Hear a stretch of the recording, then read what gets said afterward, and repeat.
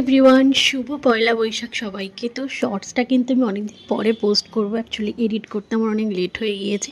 তো আজকে আমি কীরকম কাটালাম সেটাই তোমাদের সাথে চলো ছোট্ট করে একটা শেয়ার করি। সকালে উঠেই আমি আগে পুজো দিয়ে নিলাম, তারপর খেয়ে নিলাম চা। আর আজকেও আমি পড়াবো, আমার স্টুডেন্টটা বললেও পড়বে, তো আমাকে একটা চকলেট দিয়েছে। টিফিনটা করে বসে গেলাম। ভাইয়ের স্কুলের একটা কাজ ছিল, ওপরে পয়লা বৈশাখ উপলক্ষে একটা কিছু ড্রয়িং করতে বলেছে, তো ড্রয়িংটাও কমপ্লিট করে নিয়েছে। রংটা আমি কমপ্লিট করবো। আর ফাইনাল লুকটা হলো এইটা। কেমন লাগছে তোমরা অবশ্যই কমেন্ট করে জানিও। যেহেতু পয়লা বৈশাখ তাই আজকে তো ভালো রান্না হবেই। আজকে চিকেন হয়েছে, তো একটু চিকেন কষা খেলাম আদালাও দেখতে দেখতে। আর আজকের লাঞ্চে ছিল ভাত, আলু ভাজা, পটল ভাজা, একটা শাক ভাজা করেছিল, করলা ভাজা, চিকেন, পায়েস আর মাছের ডিমের টক। তারপর মিশো থেকে দুটো পার্সেল এলো, তো সেটাই নিয়ে নিলাম। আর এই বেড কভারটা আমি মিশো থেকে কিনেছি, একটা আলাদা করে আনবক্সিং ভিডিও বানিয়েছি, আমি ট্যাগ করে দিলাম, তোমরা দেখে নিও ভিডিওটা। তারপর বিকেলবেলা একটু বনুর সাথে খেলছিলাম। আর সন্ধ্যেবেলা আমাদের সামনের যে কালী মন্দিরটা আছে ওখানে গেছিলাম পুজো দিতে। প্রসাদ খেয়ে বাড়ি ফেরার পথে খুব ফুচকার ক্রেভিংস হচ্ছিল, তাই ফুচকা খেয়েছি একটু। আর তোমাদের পয়লা বৈশাখ কেমন কাটলো অবশ্যই কিন্তু কমেন্ট করে জানিও। আর বাড়ি ফিরে দেখি অনেক মিষ্টি এসছে, হালখাতা টালখাতা হয় ওইগুলোরই মিষ্টি। আর আমি পয়লা বৈশাখের জন্য এই দুটো ড্রেস কিনেছিলাম, বাট একটাও কিন্তু আজকে পরিনি আমি। আর রাতে ডিনারে ছিল চিংড়ি মালাইকারি আর রুটি। So that's it for today. দেখা হবে নেক্সট ভিডিওতে, ততক্ষণ পর্যন্ত টাটা।